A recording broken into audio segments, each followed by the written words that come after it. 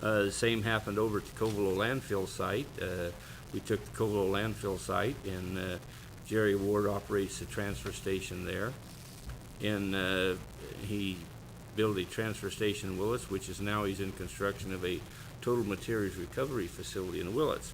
But basically, outside of the $37,200 subsidy that goes to solid waste of Willits for the hauling of the trash because of the remoteness of the Round Valley area, there is no net county cost, no county basically involvement in the trash business in northern Mendocino County. It's been that way since around 1996. So it's been about 12 years now. So, you know, I think the study's been done. Well, can we privatize the transfer stations?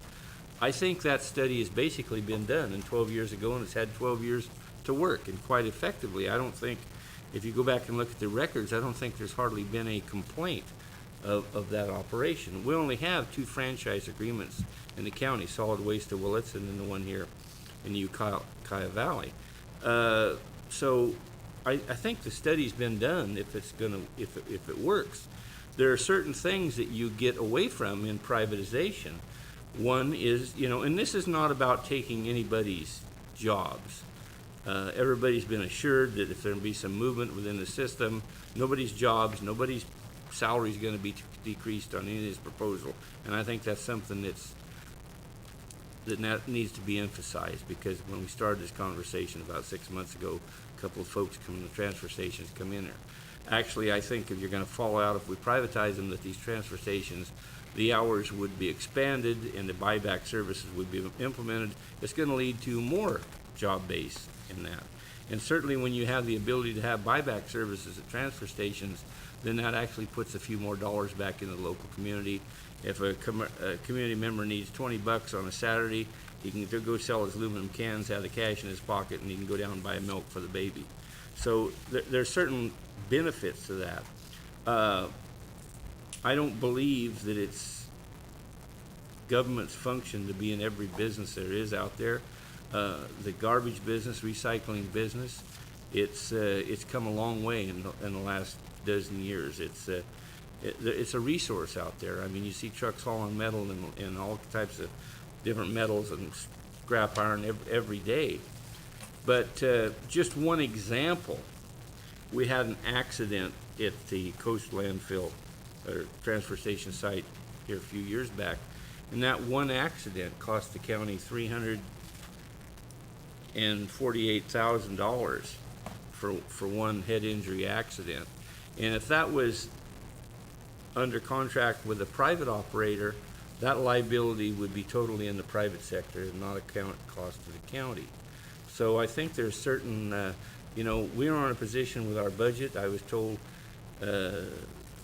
by our CEO this morning that the budget deliberations, we got a gap somewhere between $2 and $9 million. So even at the low end, it's significant. And so we're going to have to look at the way we do business a little bit different, and we're going to have to make some decisions. And I just feel that this is one area to where we can provide better services through the private sector and save the county some money. And it's, as far as the employment in the county, we have areas for our, if these individuals that work in these transfer stations want to stay with the county system, there's positions in the system to cover that. So I want to emphasize, this is not about anybody losing their job. But I really believe that it's time that, you know, a dozen years ago when nobody wanted to touch garbage and it was all a cost, you know, then it was a public responsibility to have to deal with it. But with all the costs of the materials that are being recycled, right now as an example, our yard waste in Ukiah is being hauled clear to Humboldt County to be generated for electricity in a cogeneration plant. So times have changed in the garbage business in the last dozen years, and I think we as a county need to move with those changes. Thank you, Supervisor. Any other comments from the board before I go back to Mr. Miller?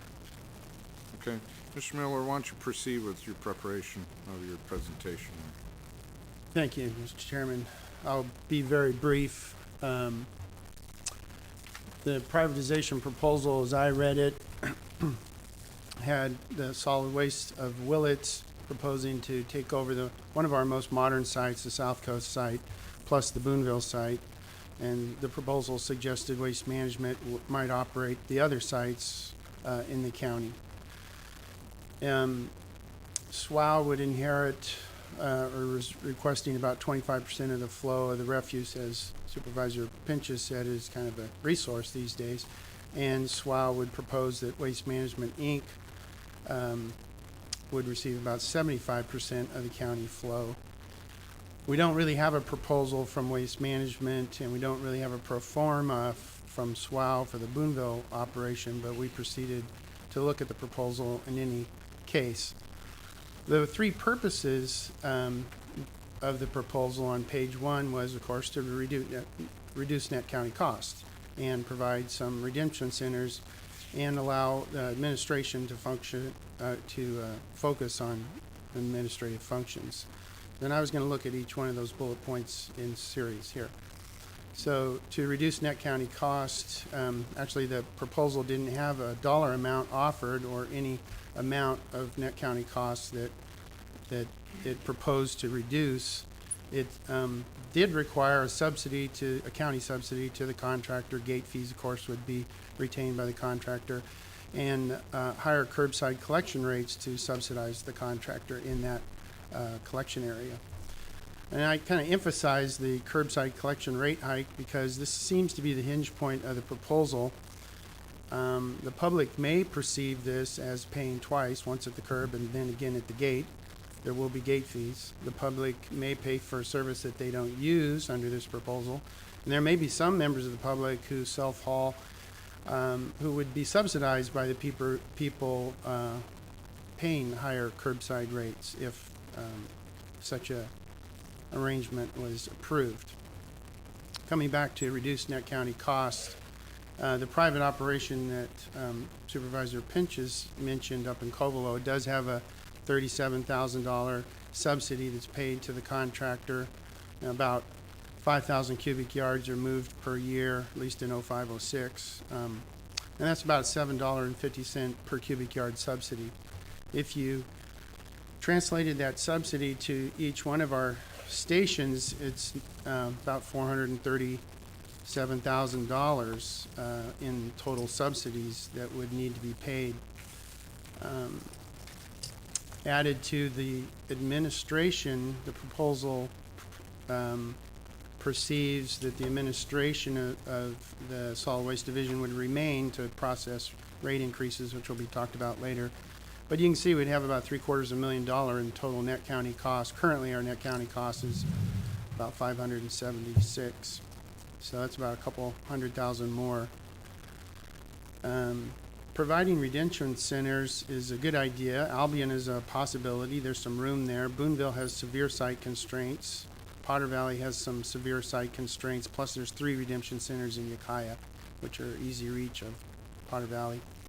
Casper, of course, there's an existing center operated by Waste Management in Fort Bragg, and Solid Waste of Willits operates a center in Gualala, so that you wouldn't really need redemption centers at either Casper or South Coast. The redemption centers are really best done in town, as they are in Ukiah, Fort Bragg, Gualala, Willits. There's a couple sites in Willits as well. The county doesn't receive any compensation for the redemption centers, either at Covelo or Laytonville. In fact, the county pays Solid Waste of Willits $37,000, as previously mentioned, for the Covelo site. And the county only receives $20 rent from SWOW for the Laytonville Redemption Center. Now, the county does not subsidize other privately operated redemption centers. Now, the third bullet point in the proposal was